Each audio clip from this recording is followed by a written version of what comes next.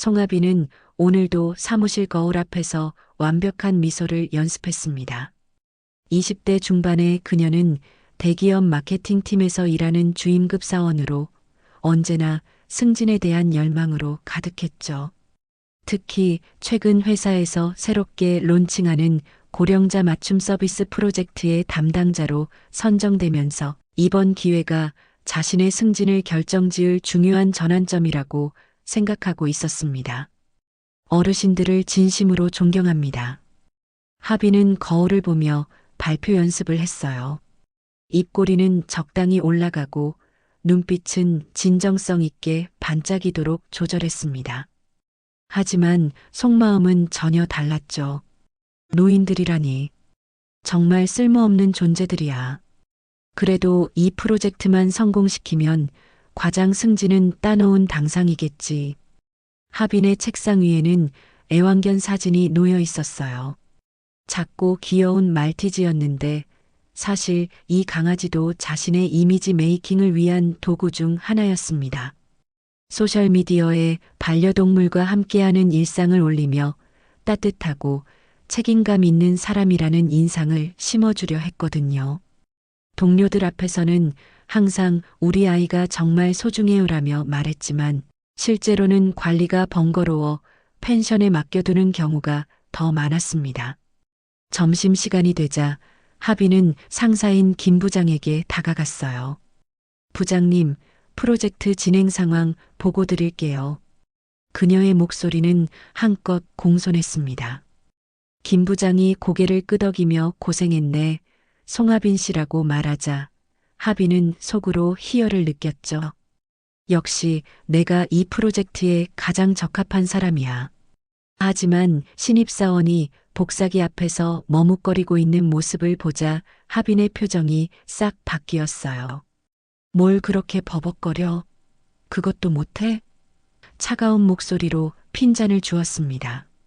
신입사원이 당황하며 사과하자 하빈은 한숨을 내쉬며 자리로 돌아갔죠.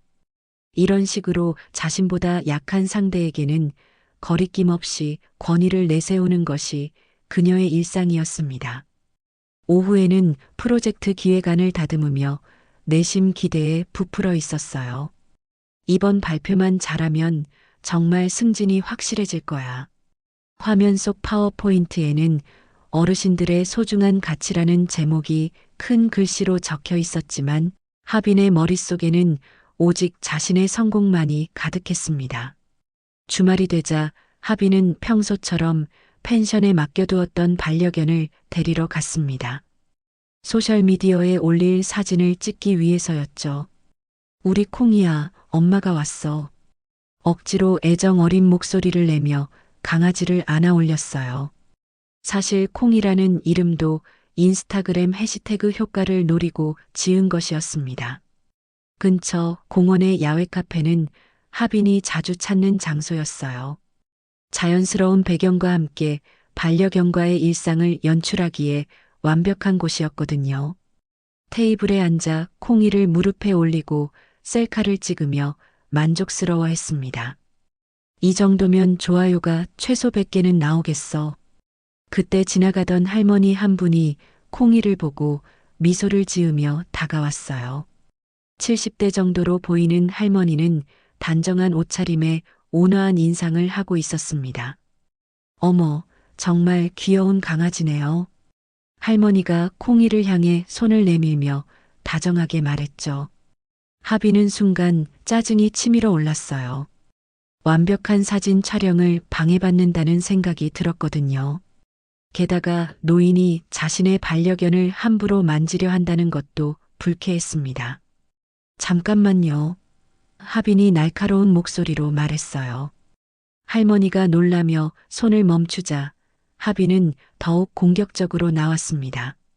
어디서 더러운 손으로 우리 아이를 만져요? 혹시 병이라도 옮으면 어떻게 하실 거예요? 목소리가 점점 커지면서 주변 사람들의 시선이 몰렸죠. 할머니는 당황하며 죄송합니다. 그냥 너무 예뻐서 라고 사과했어요. 하지만 하빈의 분노는 더욱 격해졌습니다. 짜증나게 아무튼 늙은이들은 다 없어졌으면 좋겠어. 맨날 이런 식으로 남일에 참견하고. 목소리에는 진짜 혐오가 담겨 있었습니다. 주변에 있던 다른 손님들이 하빈을 이상하게 바라보기 시작했어요. 할머니는 깊은 상처를 받은 표정으로 정말 죄송합니다라고 다시 한번 고개를 숙였습니다. 하빈은 콩이를 품에 안고 자리에서 벌떡 일어났어요. 다음부터는 함부로 남의 강아지 건드리지 마세요. 마지막으로 할머니를 째려보며 말했습니다. 할머니는 그저 조용히 고개를 숙인 채 그 자리에 서 있었죠. 카페를 나서며 하빈은 여전히 화가 나 있었어요. 정말 노인들은 왜 저렇게 주제 파악을 못할까? 내 소중한 주말을 망쳐버렸네. 하지만 할머니가 자신을 어떤 표정으로 바라보았는지는 기억하지 못했습니다. 그저 불쾌한 기분만이 남아 있었을 뿐이었죠. 집으로 돌아가는 길에 하빈은 벌써 콩이를 다시 펜션에 맡길 생각을 하고 있었습니다. 월요일 아침 하빈은 평소보다 일찍 출근했습니다. 오늘은 고령자 맞춤 서비스 프로젝트의 최종 발표일이었거든요. 지난 몇 주 동안 준비한 모든 것들이 오늘 하루에 달려 있었어요. 승진을 향한 마지막 관문이라고 해도 과언이 아니었죠. 오늘은 정말 중요한 날이야. 하빈은 거울 앞에서 재킷 라인을 정리하며 스스로에게 다짐했습니다. 완벽하게 다림질된 블라우스와 구두까지 모든 것이 흠잡을 데 없었어요. 발표 자료도 여러 번 점검했고 예상 질문에 대한 답변도 철저히 준비해 두었습니다. 회의실에 들어서자 김 부장이 미소를 지으며 반겼어요. 하빈 씨, 오늘 발표 준비는 다 됐지? 네, 부장님. 완벽하게 준비했습니다. 하빈의 목소리에는 자신감이 넘쳤습니다. 다른 동료들도 하나둘 자리에 앉으며 발표를 기다리고 있었죠. 그런데 김 부장이 뜻밖의 말을 했어요. 참, 오늘은 특별히 고객 관점에서 피드백을 받기 위해 실제 고령자분들을 평가단으로 모셨어. 우리 서비스의 진짜 사용자들이니까 더 현실적인 의견을 들을 수 있을 거야. 하빈은 순간 당황했습니다. 계획에 없던 변수였거든요. 설마 까다로운 질문을 하지는. 그래도 괜찮아. 내가 준비한 자료면 충분히 설득할 수 있어. 마음을 다잡으며 발표 시작을 기다렸어요. 곧이어 회의실 문이 열리며 세 분의 어르신이 들어오셨습니다. 그중 한 명은 지난 주말 하빈이 공원에서 만났던 바로 그 할머니였습니다. 하지만 할머니는 하빈을 단번에 알아보았지만 하빈은 여전히 그 사실을 깨닫지 못하고 있었습니다. 어르신들, 안녕하세요. 저희 회사에 와주셔서 감사합니다. 하빈은 억지로 미소를 지으며 인사했어요. 할머니는 조용히 고개를 끄덕였지만 그 눈빛에는 특별한 의미가 담겨 있었습니다. 김 부장이 소개를 시작했어요. 이분들은 우리 서비스의 주요 타겟층이신 분들이야. 실생활에서의 경험을 바탕으로 솔직한 의견을 주실 예정이거든. 하지만 하빈은 긴장 때문에 제대로 듣지 못했습니다. 오직 성공적인 발표에만 집중하고 있었거든요. 그럼 송하빈 주임, 발표 시작해보자. 김 부장의 말에 하빈은 자리에서 일어났어요. 파워포인트를 켜고 첫 번째 슬라이드를 띄우며 시작했습니다. 안녕하세요, 여러분. 오늘 저희가 준비한 고령자 맞춤 서비스는 어르신들의 소중한 가치를 인정하고, 하지만 말을 하면서도 계속 그 할머니의 시선이 신경 쓰였어요. 왠지 모르게 불편한 기분이 들었지만 정확한 이유는 알 수 없었습니다. 발표가 중반에 접어들자 하빈은 점점 자신감을 되찾았습니다. 저희 서비스는 어르신들의 디지털 접근성을 높이면서도 인간적인 터치를 잃지 않는 것이 핵심입니다. 준비한 대로 차근차근 설명하며 고개를 끄덕이는 동료들을 보니 마음이 놓였어요. 그런데 그때 할머니가 조용히 손을 들었습니다. 잠깐 질문이 있는데요. 목소리는 차분했지만 어딘지 날카로운 느낌이 있었어요. 하빈은 당황하면서도 예의상 미소를 지었습니다. 네, 말씀해 주세요. 지금 말씀하신 인간적인 터치라는 게 구체적으로 뭘 의미하는 건가요? 할머니의 질문은 생각보다 예리했어요. 그리고 정말로 고령자들을 존중한다면 왜 디지털 접근성을 높인다는 표현을 쓰시는 거죠? 마치 우리가 디지털을 못 다루는 무능한 존재라고 전제하고 계신 것 같은데요.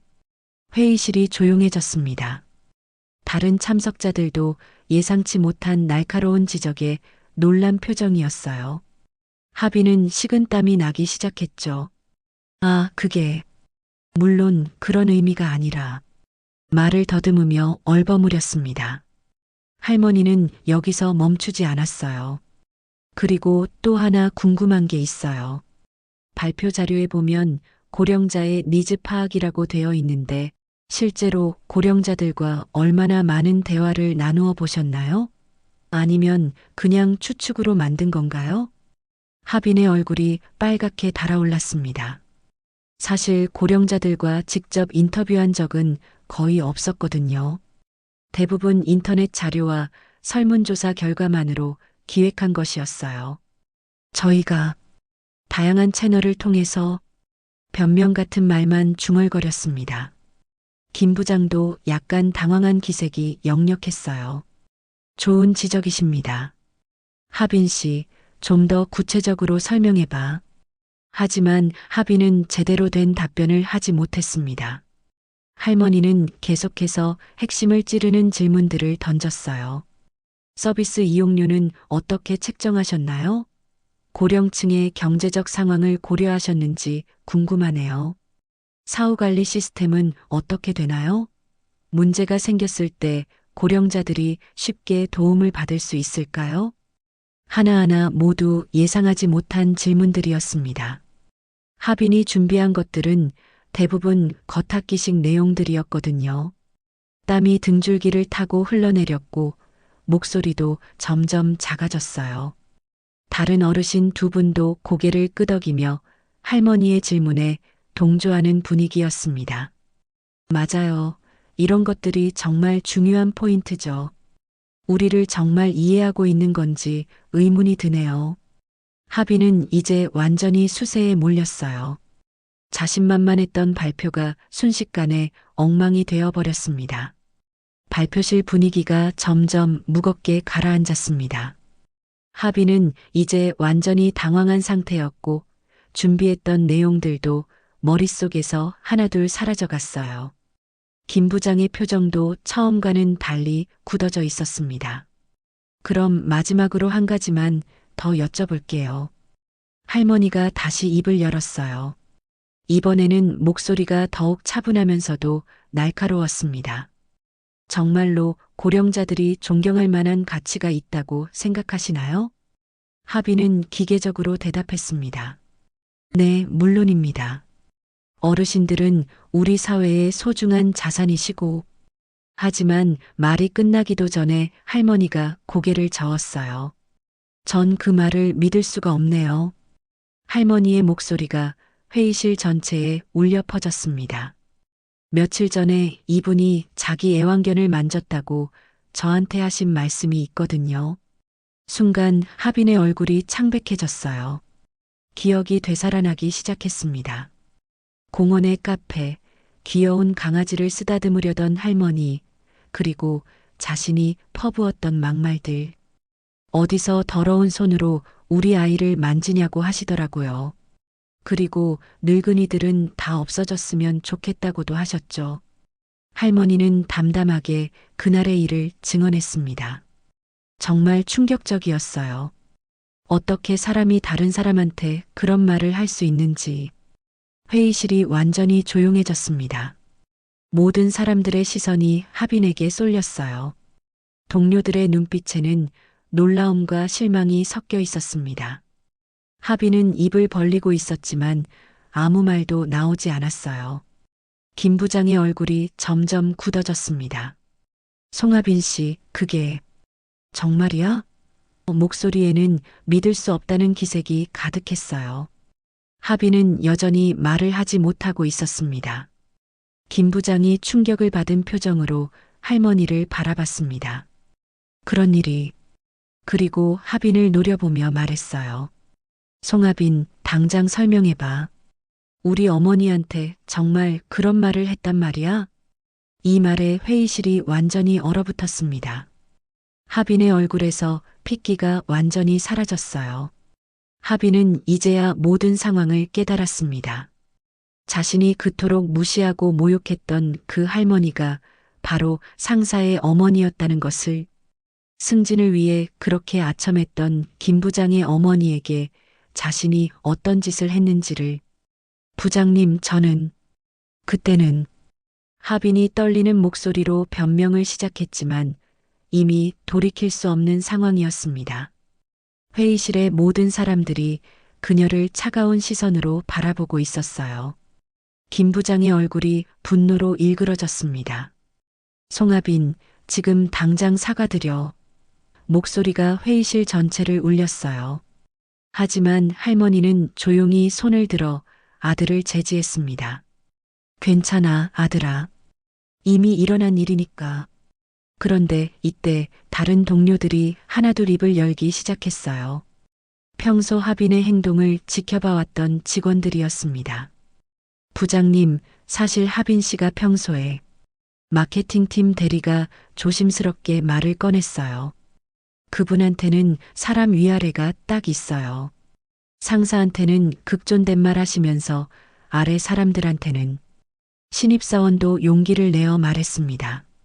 저희 같은 신입한테는 정말 차갑게 대하세요. 노인분들 뿐만 아니라 청소하시는 아주머니들한테도 함부로 말씀하시고요. 회계팀에서 온 과장도 거들었어요. 몇 번 봤는데 엘리베이터에서 연세 드신 분들이 타시려고 하면 일부러 문 닫기 버튼 누르시더라고요. 그러고는 혼자 비웃으시고. 이런 증언들이 쏟아지자 하빈은 점점 더 작아졌습니다. 평소 자신이 얼마나 이중적인 모습을 보여왔는지가 적나라하게 드러나고 있었거든요. 김 부장의 표정이 더욱 굳어졌습니다. 정말이야? 하빈 씨, 대답 좀 해봐. 하지만 하빈은 고개만 푹 숙인 채 아무 말도 하지 못했어요. 할머니가 다시 입을 열었습니다. 사실 그날 공원에서 일어난 일도 충격적이었지만 더 놀란 건 이분의 눈빛이었어요. 정말 진심으로 늙은 사람들을 혐오하고 있다는 게 느껴졌거든요. 목소리에는 깊은 실망이 배어 있었어요. 김 부장이 하빈을 향해 돌아섰습니다. 송하빈, 당장 프로젝트에서 손 떼. 그리고 인사팀에 출석해서 경위서 작성하고. 차가운 명령이었어요. 이런 사람이 고령자 대상 서비스를 기획한다는 게 말이 되나? 하빈은 이제야 자신의 상황이 얼마나 심각한지 깨달았습니다. 승진은커녕 회사에 남아있을 수 있을지도 의문이었어요. 부장님, 정말 죄송합니다. 기회를 한 번만 더. 하지만 김 부장은 더 이상 들으려 하지 않았습니다. 나가. 김 부장의 한마디에 하빈은 비틀거리며 회의실을 나갔어요. 뒤에서는 동료들의 수군거리는 소리가 들렸습니다. 정말 믿을 수가 없네. 평소에 그런 사람이었구나. 복도를 걸으며 하빈은 자신의 모든 것이 무너져 내리는 것을 느꼈습니다. 하빈이 회의실을 나간 후 남아있던 사람들은 한동안 말없이 서로를 바라봤습니다. 김 부장은 어머니에게 깊게 고개를 숙였어요. 어머니, 정말 죄송합니다. 제가 직원 관리를 제대로 못해서. 할머니는 아들의 손을 잡으며 말했어요. 아들아, 내 잘못이 아니야. 사람은 겉모습만으로는 알 수 없는 법이니까. 그리고 다른 직원들을 바라보며 덧붙였습니다. 하지만 이런 일이 있었다고 해서 프로젝트 자체를 포기할 필요는 없어요. 진심으로 어르신들을 생각하는 분들이 있다면 말이죠. 마케팅팀 대리가 조심스럽게 말했어요. 사실 저희 팀에 박민정 사원이 있는데 그 친구가 정말 진심으로 고령자 서비스에 관심이 많아요. 할머니를 모시고 살면서 직접 겪은 경험들도 많고요. 맞아요. 다른 동료도 거들었습니다. 민정이는 평소에도 노인복지관에서 봉사활동하고 실제로 어르신들과 많은 대화를 나눠봤어요. 하빈 씨처럼 거칠애가 아니라 정말 마음에서 우러나오는 관심이죠. 김 부장이 고개를 끄덕였어요. 그럼 프로젝트를 박민정 사원 중심으로 재편성하자. 처음부터 다시 시작하는 거야. 그리고 할머니를 바라보며 말했습니다. 어머니, 앞으로도 조언해 주실 수 있으실까요? 할머니는 따뜻한 미소를 지었어요. 물론이죠. 우리 같은 늙은이들도 쓸모가 있다면야. 그 말에 회의실에 있던 모든 사람들이 부끄러운 표정을 지었습니다. 하빈의 말이 얼마나 상처였는지 새삼 깨달았거든요. 며칠 후 박민정 사원이 새로운 프로젝트 리더로 임명되었습니다. 그녀는 하빈과는 완전히 다른 접근 방식을 보여줬어요. 직접 노인복지관을 찾아가서 어르신들과 1대1 인터뷰를 진행했고 그들의 진짜 니즈가 무엇인지 파악하려 노력했습니다. 저희는 어르신들을 위한 서비스가 아니라 어르신들과 함께하는 서비스를 만들고 싶어요. 민정의 발표는 단순하지만 진정성이 있었습니다. 고령자분들도 우리와 똑같은 감정을 가진 사람이시고 존중받을 권리가 있으시거든요. 할머니는 새로운 기획안을 보며 만족스러워했어요. 이제야 제대로 된 것 같네요. 늙은 게 죄는 아니야. 사람을 어떻게 대하는지가 그 사람을 말해주는 거지. 그 말에 모든 직원들이 깊이 공감했습니다. 회사 분위기도 조금씩 바뀌기 시작했어요. 하빈의 일을 계기로 직원들 사이에서도 서로를 더 존중하게 되었고 나이나 직급에 관계없이 인간적으로 대하려는 노력들이 보이기 시작했습니다. 일주일이 지나자 하빈에 대한 징계가 내려졌습니다. 회사 내 갑질과 고객에 대한 부적절한 발언으로 인해 중징계 처분을 받게 된 거였어요. 결국 하빈은 스스로 사표를 제출하기로 결정했습니다. 더 이상 회사에 남아있기가 어려워졌거든요. 마지막 날 하빈은 자신의 책상을 정리하며 지난 일들을 되돌아봤어요. 소셜미디어에 올렸던 반려견 사진들, 상사에게 아부하며 찍었던 사진들, 모든 것이 허상이었다는 걸 이제야 깨달았습니다. 휴대폰을 꺼내 인스타그램 계정을 비공개로 전환했어요. 더 이상 가짜 이미지를 유지할 필요도 그럴 자격도 없다고 느꼈거든요. 동료들은 하빈을 바라보는 시선이 예전과 완전히 달랐습니다. 누구도 작별 인사를 건네지 않았고 하빈 역시 고개를 숙인 채 조용히 회사를 떠났어요. 엘리베이터에서 마주친 청소 아주머니가 있었지만 평소처럼 무시하는 대신 작게나마 고개를 숙여 인사했습니다. 한편 박민정이 이끄는 새로운 프로젝트는 순조롭게 진행되고 있었어요. 할머니를 비롯한 여러 어르신들이 자문위원으로 참여하시면서 진짜 고령자들이 원하는 서비스가 무엇인지 구체적으로 파악할 수 있었습니다. 젊은 사람들이 생각하는 것과 우리가 실제로 필요로 하는 건 많이 다르더라고요. 한 어르신이 웃으며 말씀하셨어요. 김 부장은 어머니와 함께 발표장을 둘러보며 감회에 젖어 있었습니다. 어머니 덕분에 정말 중요한 걸 배웠어요. 겉모습보다 속마음이 중요하다는 걸 다시 깨달았습니다. 할머니는 아들의 어깨를 토닥이며 말했어요. 이제야 제대로 된 회사가 되는 것 같구나. 새로운 서비스는 어르신들의 실제 경험을 바탕으로 설계되었기 때문에 훨씬 실용적이고 따뜻했습니다.